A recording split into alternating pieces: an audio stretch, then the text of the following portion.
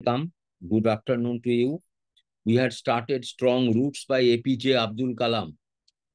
It is an autobiographical work. আমরা ইতিমধ্যে এটা বলেছি যে this is not a story. এটা এমনি কোনো গল্প নয়। অন নেচার, প্রকৃতিকে নিয়ে কোনো গল্প নয়। It is not a story of human relationships, কোনো মানুষের সম্পর্কের জন্য বা নরনারীর সম্পর্ক বা কোনো লাভ স্টোরি নয়। It is not a story on the description of a village, nothing.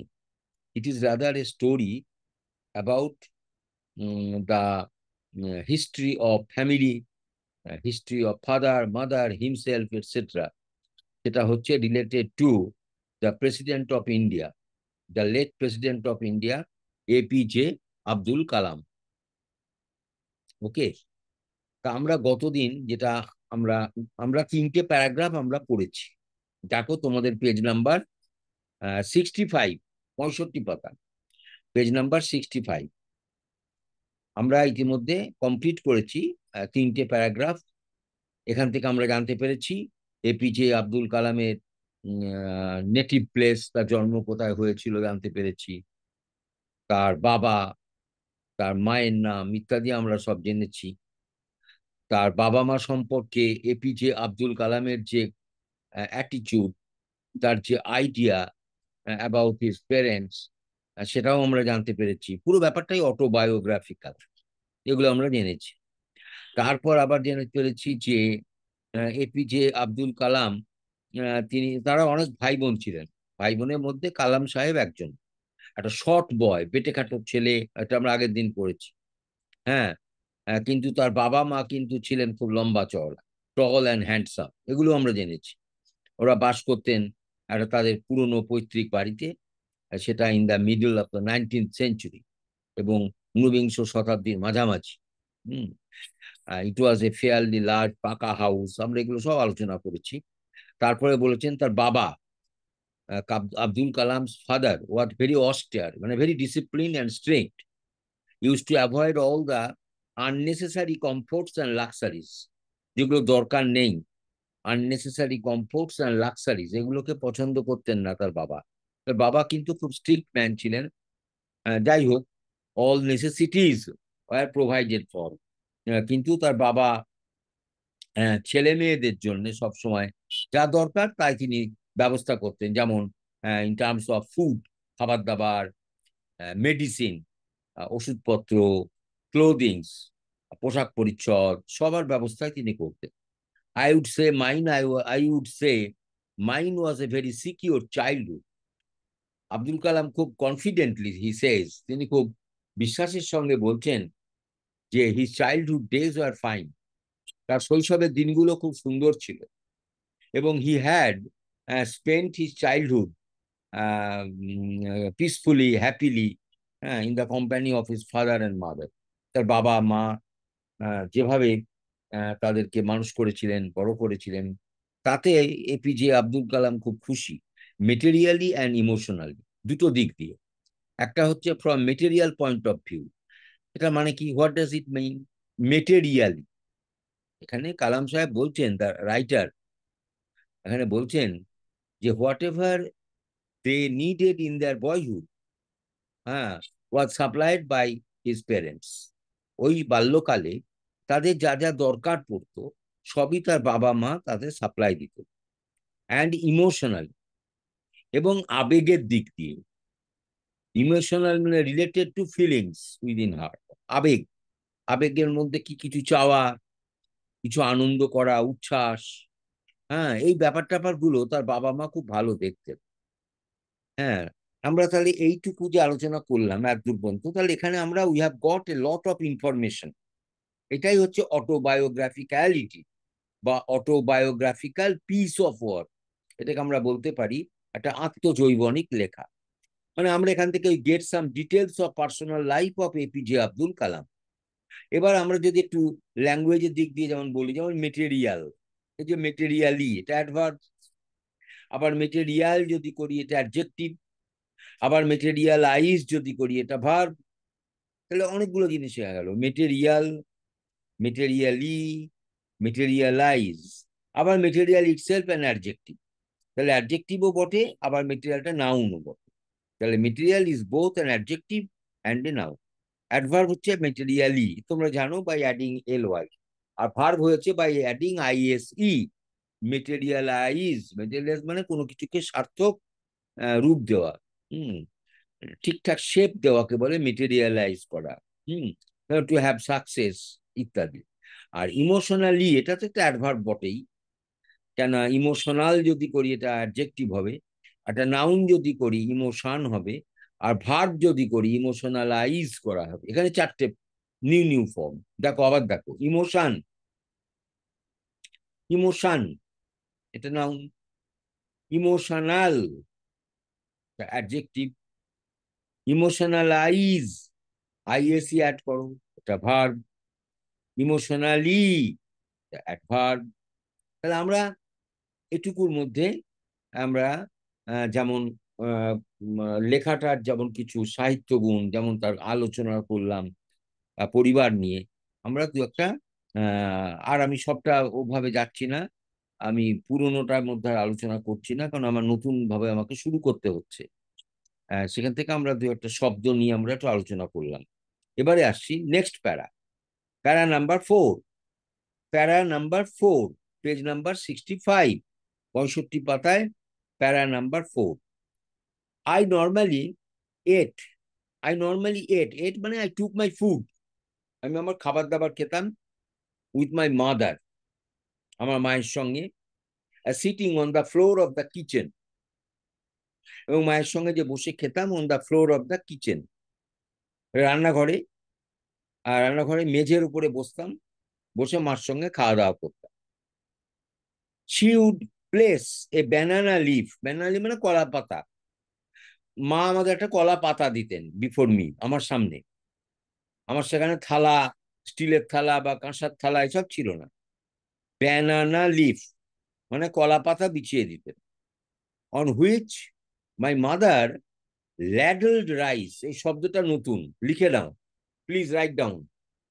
Laerdal, L A D L E, ladle is a noun, আবার ল্যাডল ইজ এ ভার্ব, দুটোই হয়। L A D L, ladle, ladle is a noun, ladle is a verb. Ladle মানে হচ্ছে একটু বড় ধরনের হাতা, যে হাতাতে আমাদের বাড়িতে খাবার ভাত তোলা হয়, ডাল, হ্যাঁ, কোনো একটা লিকুইড পায়েস তোলা হয়, লিকুইড জিনিস তোলা হয়। আর নিমন্ত্রণ বাড়িতে একটু বড় ধরনের, যাকে আমরা বাংলায় বলি ডাব্বা, একটু বড় ধরনের হাতা, একে ইংলিশে বলে ল্যাডল, এল এ টি এল ই, ল্যাডল। ল্যাডল মানে একটা খুব হ্যান্ডি একটা device for picking up liquid, for picking up liquid মানে তরল জাতীয় কিছু খাবার, তরল জাতীয় কিছু বস্তু একটা বালতি থেকে বা একটা কলড্রন, কড়াই থেকে তুলবার জন্যে যে হাতাটা ব্যবহার করি আমরা, সেটাকে বলা হয় ল্যাডল। ল্যাডলের মধ্যে তোমার স্মল ল্যাডল আছে, ছোটখাটো, আবার বিগ ল্যাডল আছে। তা আমার মা আমাকে হাতা দিয়ে রাইস তুলতেন, ভাত তুলে আমার মা সেই ব্যানানা লিফ, সেই কলা পাতার উপরে চাপিয়ে দিতেন। আর কি দিতেন?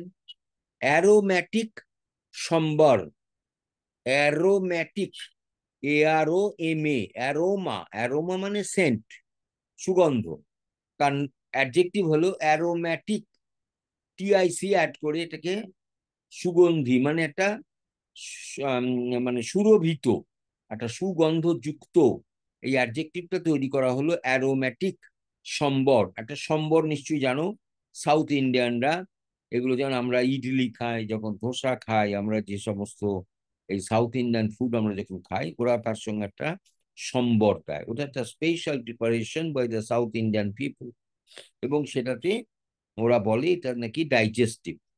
যাই হোক, তা এপিজে আব্দুল কালাম তারাও তো সাউথ ইন্ডিয়ান ছিলেন, নিশ্চয়ই বুঝতে পেরেছো যে তাদের জন্ম হয়েছিল একটা আইল্যান্ড টাউন অফ রামেশ্বরম, তো সাউথ ইন্ডিয়াতে, দক্ষিণ ভারত।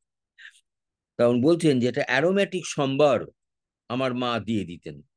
আর একটু ভাত দিতেন, হাতায় করে তুলে দিতেন। এই যে ল্যাডল কথাটা এখানে has been used as a কি বলবো ভার্ব, LADLE, ল্যাডল। হ্যাঁ, এটা একটা বড় ধরনের হাতা, এটা হাতায় করে ভাত তুলে দিতেন। আর একটু সুগন্ধ আছে, বেশ সুরভিত একটু সম্বর দিতেন। আর কি দিতেন মা? A variety of, a variety of sharp homemade, দুটো জিনিস দেখো, শার্প হোমমেড, হোমমেড মানে বাড়িতে তৈরি করা, যেগুলো বাড়িতে বানানো হয় সেগুলোকে বলে হোমমেড। পিকল, PICKLE, পিকল মানে আচার। আচার অনেক রকমের হয়, আমের আচার, তবে তোমার লেবুর আচার, হুম, সব আচার তৈরি হয়। হ্যাঁ, চালতার আচার। হুম, তা আমাকে মা পিকল তুলে দিতেন, বাড়িতে মা তৈরি করতেন সে আচার। সেই আচার মা আমাকে আমার ব্যানানা লিফ, ওই যে তোমার কলা পাতার উপরে মা একটু পিকল দিয়ে, পিকল মানে চয়াকার আচার লিখে রাখো। And a dollop of fresh coconut chutney. A dollop, dollop ইংরেজি, এই যে word, it is a new word to us. DOLLOP, dollop. Dollop is a new word to us. Dollop মানে এখানে ড্রপ নয়, ডোলপ মানে হচ্ছে আমরা যখন কোনো ব্রেড, পাউরুটির উপরে বা এমনি হুইট ব্রেড, তা সেটা যখন আমরা কোনো ঘি দিয়ে বা মাখন দিয়ে বা জেলি বা জ্যাম সেটার উপরে রেখে দিয়ে সেটাকে আমরা স্মিয়ারিং করি, মেখে নিই, এটাকে বলে ডোলপ। তা লিখে নাও, DOLLOP,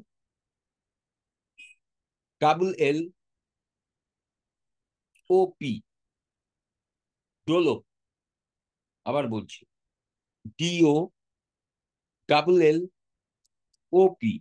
dollop. It is a new word. এটা কিন্তু একটা বেশ নতুন শব্দ। এই ডোলপ কথাটা মানেটা লেখো, a small quantity, QUANTITY, of liquid, LIQUID, or semi solid, semi solid, SEMI hyphen SOLID, semi solid food item, food item মানে একটু পাতলা পাতলা, সেমি সলিড একটু পাতলা পাতলা খাবার, বা একটু লিকুইড টাইপের, যেগুলো আমরা মাখিয়ে দিই। যেমন যেমন তুমি বুঝতেই পারবে, জ্যাম, জ্যাম, জেলি, বাটার। হ্যাঁ, এগুলো আমরা যখন রুটির ওপরে বা পাউরুটির ওপরে এগুলো দিয়ে যখন আমরা ওটাকে একটু মাখিয়ে নিই, ওইটাকে বলে Dolo. DOLLOP, very good English. এটা তোমাদের জেনে নেওয়া দরকার, DOLLOP। এরা যদি কোথাও ব্যবহার করতে হয় তোমার লেখায়, তাহলে তুমি কিন্তু নার্ভাস হয়ে যাবে, কারণ তোমার স্টকে শব্দ নেই। এরকম পরিমাণ, পরিমাণ মানে ওখানে কোয়ান্টিটি অফ জেলি হবে না, কোয়ান্টিটি অফ জ্যাম হবে না, এগুলো কোয়ান্টিটি অফ মোলাসেস, মোলাসেস মানে গুড়, ওরা হবে না, ওখানে ডোলপ বলতে হবে, dollop of molasses, dollop of butter, dollop of কি বলবো জ্যাম, জেলি। হ্যাঁ, এগুলো ব্যবহার করতে হবে, বুঝতে পেরেছো তো? তাহলে এখানে একটা নতুন শব্দ পেলাম, DOLLOP, ডোলপ অফ ফ্রেশ, ফ্রেশ মানে একবারে টাটকা, কোকোনাট, নারকেলের চাটনি। সাউথ ইন্ডিয়ানে নারকেলের চাটনি খায়। হ্যাঁ, নারকেল চাটনি তোমরা নিশ্চয়ই তোমাদের অভিজ্ঞতা আছে। হ্যাঁ, এগুলো চাটনি, নারকেলের চাটনি। এখানে শব্দটা দেখো, ফ্রেশ, এটা অ্যাডজেক্টিভ। যদি আমরা এই ভাষার দিকটা, এই গ্রামারের দিকটা যদি একটু দেখি, তাহলে এখানে ফ্রেশ মানে ফ্রেশটা হচ্ছে তোমার অ্যাডজেক্টিভ, ফ্রেশ। এটা যদি অ্যাডভার্ব করি তাহলে এটা ফ্রেশলি হবে। আচ্ছা, যদি এটাকে নাউন করি, বলতে পারবে নাউন করলে কি হবে? এনিওয়ান, একটু লিখে দেখাও, রিয়াকশনটা জানো, ফ্রেশের নাউন ফর্ম। হ্যালো, শ্রীরামপুর, বোধহয় শ্রীরামপুর গার্লস, তোমরা একটু লিখে জানাও নাউন ফর্ম অফ ফ্রেশ, একটু লিখে দাও।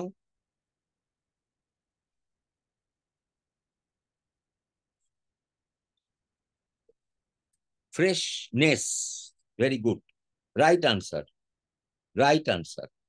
ফ্রেশনেস, সতেজতা, noun. Fresh adjective, freshly adverb. আচ্ছা, এটাকে ভার্বও করা যায়। ওই ভার্বটা বলতে পারবে? ভার্ব ফর্মটা লিখে দেখাও। মনে হচ্ছে পারবে, মনে হচ্ছে পারবে। ফ্রেশের verb form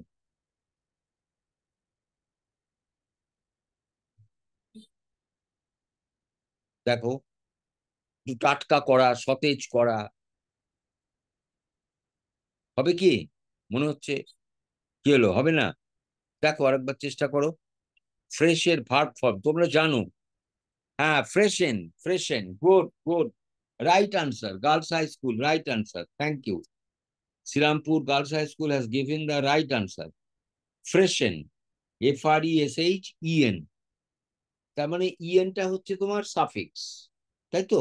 added to adjective fresh, এটা ফ্রেশেন হয়ে গেল। তাহলে অনেকগুলো শিখে গেলাম। মানে টাটকা করা, তারপরে ফ্রেশনেস নাউন, ফ্রেশ অ্যাডজেক্টিভ, তারপরে ফ্রেশলি অ্যাডভার্ব, অনেকগুলো শিখে গেলাম। আর কোকোনাট চাটনি। তাহলে আমরা এই যে তিনটে লাইন পড়লাম, এই যে ফোর্থ প্যারাগ্রাফ, এখান থেকে আমরা বুঝতে পারলাম যে how did Abdul Kalam take food, খাবার দাবার কি করে খেতেন, তার মা তাকে কিভাবে খাবার দিতেন। তার মা তাকে একটা কলার পাতা দিতেন, কলার পাতায় ভাত দিতেন, চাটনি দিতেন, সম্বর দিতেন, সেগুলো একটা ডলপ মানে মাখিয়ে দিতেন, সেটা নিয়ে চাটনি। তারপরে একটা ল্যাডল, একটা হাতায় করে তুলে দিতেন ভাত। এবং একটা জিনিস বোঝা যাচ্ছে যে APJ Abdul Kalam had had spent a very very very very simple life. একেবারে সিম্পল, একেবারে সহজ, ইজি লাইফ, সিম্পল, সহজ সরল একটা সুন্দর জীবন তিনি ছোটবেলায় কাটিয়েছেন। দেয়ার ওয়াজ নো লাক্সারি, কোনো বিলাসিতা ছিল না। নো অ্যারিস্টোক্রেসি, কোনো আভিজাত্য ছিল না। And there was no display of money or wealth, অর্থাৎ অর্থ করি ব্যাপার, টাকা পয়সার এসব কোনো দ্যামাক ছিল না, অহংকার ছিল না বাবা মায়ের। বাবা মা খুব সজ্জন ছিলেন, দে আর ভেরি পিওর মাইন্ডেড। তারা সেইভাবে তাদের মানুষ করেছেন ছেলে মেয়েদের। সেটাই এখানে আব্দুল কালাম বলছেন তার এই লেখাটার মধ্যে। স্ট্রং রুটস, এখানে আমরা একটা পার্সোনাল ডিটেলস পাচ্ছি, ডিটেলস অফ পার্সোনাল লাইফ, এটা অটোবায়োগ্রাফিক্যাল লাইফ। আচ্ছা, এরপরে আমরা চলে যাচ্ছি প্যারাগ্রাফ 5। প্যারাগ্রাফ 5, 65। প্যারাগ্রাফ 5-এ আমরা যাচ্ছি। দেখো, দ্য শিব টেম্পল মানে শিব মন্দির, which made Rameswaram so famous to pilgrims, pilgrim মানে তীর্থযাত্রী, লিখে রাখো, PILGRIM, পিলগ্রিম মানে those who are on holy journey, HOLY, holy journey. যারা টেম্পলে যায়, যারা মস্কে যায়, যারা চার্চে যায়, তারা পিলগ্রিমস, যারা তীর্থযাত্রী, তীর্থ করতে যায়, হলো holy people. Hmm. The Shiva temple which made Rameswaram so famous, এই শিব মন্দিরটা বেশ বিখ্যাত ছিল রামেশ্বরমে সব তীর্থযাত্রীদের কাছে। Was about a 10 minute walk, এটা হেঁটে যেতে সময় লাগতো 10 মিনিট, ফ্রম আওয়ার হাউস, আমাদের বাড়ির থেকে 10 মিনিট সময় লাগতো শিব মন্দিরে যেতে। Our locality was predominantly Muslim. Our locality মানে আওয়ার লোকাল এরিয়া, মানে আমরা যেখানে বাস করতাম, লোকাল এরিয়া, আমাদের স্থানীয় এলাকাটা, ওয়াজ প্রিডমিন্যান্টলি, লিখে নাও, প্রিডমিন্যান্টলি। এটা অ্যাডভার্ব, লি আছে, অ্যাডভার্ব, এটা লি যোগ করা আছে, দেখো। অ্যাডজেক্টিভ হবে প্রিডমিন্যান্ট, প্রিডমিন্যান্ট। এটা নাউন হবে প্রিডমিন্যান্স, আর ভার্ব হবে প্রিডমিনেট। অনেকগুলো বললাম, যদি সময় পাও লিখে নাও। প্রিডমিনেট, প্রিডমিনেট, ব্র্যাকেটে লেখো ভি। আচ্ছা, প্রিডমিনেশন, লেখো প্রিডমিনেশন,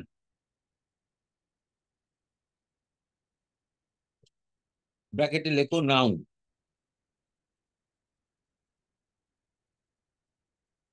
প্রিডমিন্যান্ট, লেখো অ্যাডজেক্টিভ, প্রিডমিন্যান্ট অ্যাডজেক্টিভ।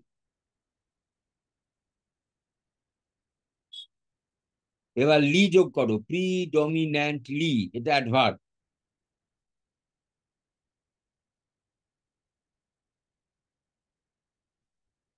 আচ্ছা, এটা মানে হচ্ছে লেখো mostly, mostly, MOSTLY, or much, MUCH। Predominantly মানে মোস্টলি, অর মাচ, প্রিডমিনেন্টলি। এখানে এপিজে আব্দুল কালাম বলছেন আওয়ার লোকালিটি ওয়াজ প্রিডমিনেন্টলি মুসলিম। তার মানে আমাদের যেখানে বাড়ি ছিল সেখানে বেশিরভাগই মুসলিম সমাজের মানুষ বাস করতেন, মুসলিম family. But there were quite a lot of Hindu families too. কিন্তু তা সত্ত্বেও a lot of, a lot of মানে মেনি, হিন্দু ফ্যামিলি, বেশ কিছু অমুসলিম হিন্দু পরিবার ছিল। তার মানে মিলেমিশে আমাদের পরিবার, আমাদের পাড়াটা ছিল, আমাদের পাড়া locality. Living amicably with their Muslim neighbours, Hindus and the Muslims lived there peacefully and happily. এই শব্দটা নতুন, লিখে রাখো। অ্যামিকেবলি, দেখো, AMICABLY,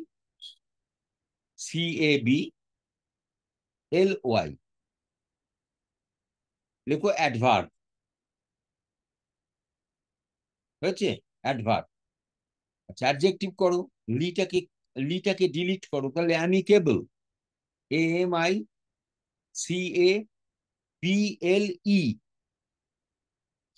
অ্যামিকেবল। আর নাউন করো, noun, noun word, amicability, AMICABILITY,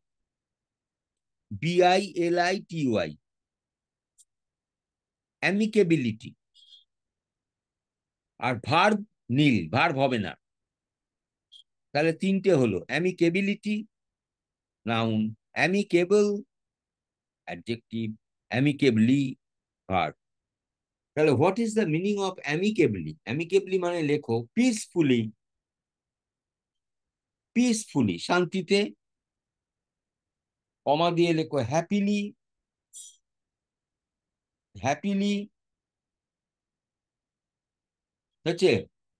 hello, হয়েছে? And in a friendly manner, in a friendly manner.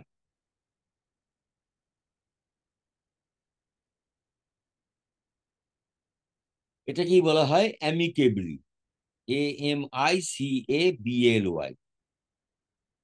Okay?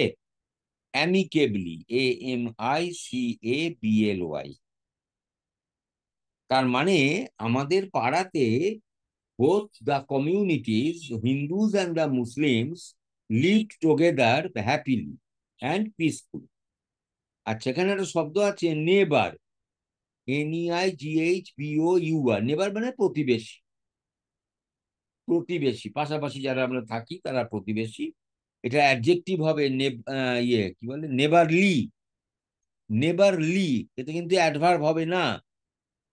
LY এখানে, LY টা অ্যাড করছি, কিন্তু শব্দটা হচ্ছে অ্যাডজেক্টিভ। এগুলো এক্সেপশনাল, এগুলো ব্যতিক্রম, এগুলো মনে রাখতে হবে। এটা কিন্তু অ্যাডভার্ব নয়। Neighbour plus ly is equal to neighbourly, ব্র্যাকেটে লেখো অ্যাডজেক্টিভ, ওকে? আর নাউন লেখো, আর নাউন তো হয়েছেই নেবার, তাহলে নেবার আর নেবারলি, এইটুকু আমাদের হয়ে গেল। There was a very old mosque in our locality. আমাদের লোকালিটিতে, আমাদের এলাকায় একটা পুরনো একটা মসজিদ ছিল। where my father would take me for evening prayers, আমার বাবা সেখানে আমাকে নিয়ে যেতেন ফর ইভিনিং প্রেয়ার, সন্ধ্যেবেলায় প্রার্থনার জন্য। আমার বাবা আমাকে নিয়ে যেতেন। বাবার নামটা নিশ্চয়ই মনে আছে, আহ জৈনুল জৈনুল আবদিন।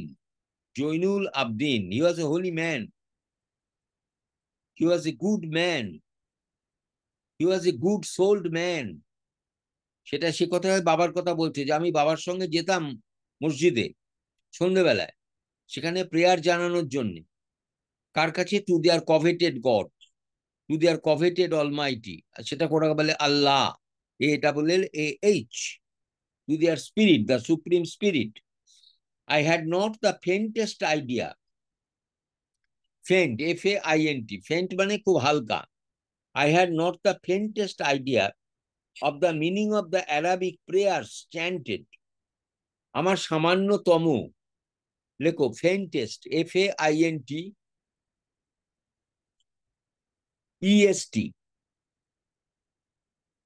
ব্র্যাকেটে লেখো অ্যাডজেক্টিভ, ফেন্টেস্ট। এটা মানে লেখো মিনিমাম, MINIMUM, মিনিমাম। এখানে উনি বলছেন I had no minimum idea, আমার সামান্যতম ধারণাও ছিল না, of the meaning of the Arabic prayers, প্রার্থনা যে ভাষায় হতো সেটা আরবি ভাষা, চ্যান্টিং হতো, সুর করে করে বলা হতো। কিন্তু আব্দুল কালাম বলছেন, তিনি ক্যান্ডিডলি হি কনফেসেস, তিনি স্বীকার করছেন যে he could not understand anything of the language of the prayer. প্রার্থনার যে ভাষা, অ্যারাবিক ভাষা, তার বিন্দু বিসর্গ তিনি বুঝতে পারতেন না। অথচ তার বাবা তাকে রোজ সন্ধ্যেবেলায় মসজিদে নিয়ে যেতেন। This is the meaning. তাহলে এখানে কি কি শব্দ পেলাম নতুন? দেখো, ফেন্টেস্ট, মানে ফেন্টেস্ট কথাটা মানে আমরা পেলাম minimum. Idea of the meaning of the Arabic prayer chanted, হ্যাঁ চ্যান্ট, CHANT, চ্যান্ট শব্দটা খুব ভালো শব্দ, CHANT, চ্যান্ট। চ্যান্ট মানে লেখো টু সিং, টু সিং। হোলি, লেখো হোলি সংস, HOLY, হোলি সংস বা হোলি লাইনস বা স্ক্রিপ্টস, SCRIPTS, হোলি স্ক্রিপ্টস। এগুলোকে যখন আমরা উচ্চারণ করি সুর করে করে, সেটাকে বলা হয় chanting, CHANTING, chanting. I had not the faintest idea of the meaning of the Arabic prayers chanted, but I was totally convinced. কিন্তু আমি টোটালি, কমপ্লিটলি কনভিন্স, মানে আমার মনে একটা বিশ্বাস জন্মেছিল। বিশ্বাসটা এই, দ্যাট দে রিচড গড, মানে আমি যে প্রেয়ার গুলো করছি, যেভাবে বাবার সঙ্গে আমি উচ্চারণ করতাম, that those prayers reached God, মানে God could hear those prayers. আমাদের এই যে প্রার্থনা সঙ্গীত, প্রার্থনার ভাষা, গড শুনতে পেতেন, উপরওয়ালা শুনতে পেতেন। When my father came out of the mosque, আমার বাবা যখন মসজিদ থেকে বেরিয়ে আসতেন, আফটার দ্য প্রেয়ার্স, অর্থাৎ প্রার্থনা পরে, পিপুল অফ ডিফারেন্ট রিলিজিয়ান্স, বিভিন্ন ধর্মের মানুষরা, উড বি সিটিং আউটসাইড, তারা বাইরে বসে থাকতেন। সিটিং আউটসাইড, আউটসাইডের অপোজিট হবে ইনসাইড, এটা বুঝতে পারছো? তাহলে বিভিন্ন ধর্মের মানুষ উড বি সিটিং আউটসাইড, সেখানে যে শুধু মুসলিম ধর্মের মানুষ থাকতেন তা নয়, ওয়েটিং ফর হিম, মানে those people would wait outside the mosque, ওই সমস্ত মানুষ would wait outside the mosque, মস্কের বাইরে সব বসে থাকতেন। কেন না? To speak to, to talk to, Abdul Kalam's father. Many of them offered bowls of water to my father.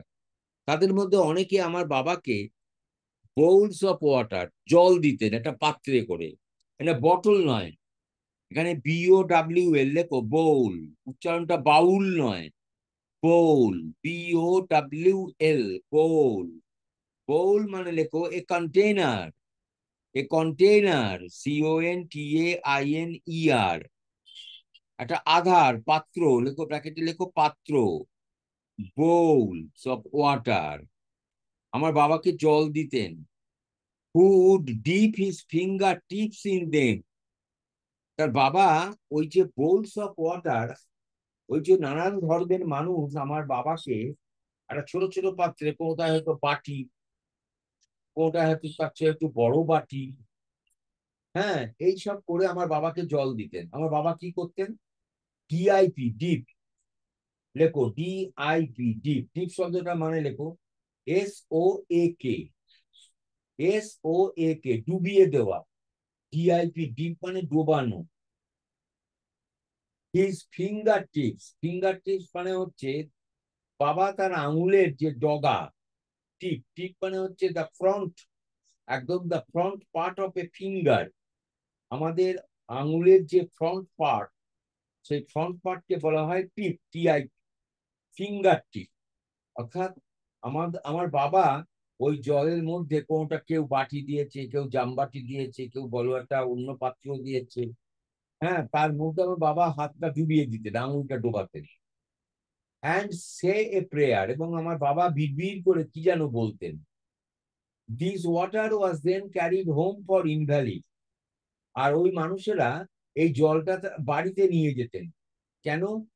না, for the sake of invalid, invalid মানে যারা প্রতিবন্ধী, যারা হাঁটা চলা করতে পারে না, যারা বিছানা থেকে উঠতে পারে না, not valid, they are not physically able to move, তারাই হচ্ছে ইনভ্যালিড। হ্যাঁ, সেনাইল, যাকে বলে SENIL, সেনাইল পিপল, মানে যার নড়াচড়ার ক্ষমতা নেই, মোবাইলিটি নেই, তাই বলছে carried home for ইনভ্যালিডস।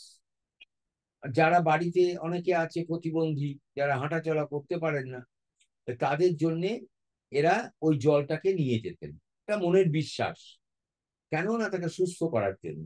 I also remember, বলেছিলাম না এটা একটা অটোবায়োগ্রাফিক্যাল রাইটিং, যার জন্য আই অলসো রিমেম্বার, আমার এখনো মনে পড়ছে, আমি বলতে Abdul Kalam, people visiting our home to other thanks after being cure, আমার বাবাকে ধন্যবাদ জানাবার জন্য অনেকে আমার বাড়িতে আসতেন, বাবাকে বলতেন যে ওই জল দিয়ে আমার ছেলে বা মেয়ে বা আমার বাবা বা মা সুস্থ হয়েছে, কিওর। আমার বাবাকে ধন্যবাদ জানাতে আসতেন। They came to my home to thank my father, father always smile, আমার বাবা সবসময় হাসতেন। And asked them to thank Allah the merciful, এবং আমার বাবা তাদের বলতেন, ডু নট থ্যাংক মি, আমাকে ধন্যবাদ জানাবেন না, আপনারা you thank the supreme God, the Allah, the almighty God, he is merciful, তিনি দয়াময়, তাকে আপনারা ধন্যবাদ জানান, আমি কেউ নই। This is the generosity, this is the nobility of Abdul Kalam father, এটাই হচ্ছে তার বাবার মহত্ব। This is the greatness of father, his father was a great man, not a narrow, not a narrow minded man. হ্যাঁ, তাহলে আজকে আমরা এই প্যারাগ্রাফ করে এই জায়গাটায় আমরা এই জায়গাটা স্টপ করলাম। আমরা আগামী সপ্তাহে আবার আমরা শুরু করব। হ্যাঁ, অন আবার আমরা শুরু করব অন মানডে, পরের অংশটুকু। তাহলে আবারও বলছি, don't forget the point that this is an autobiographical work ইত্যাদি। Thank you. Now you wait for the next class.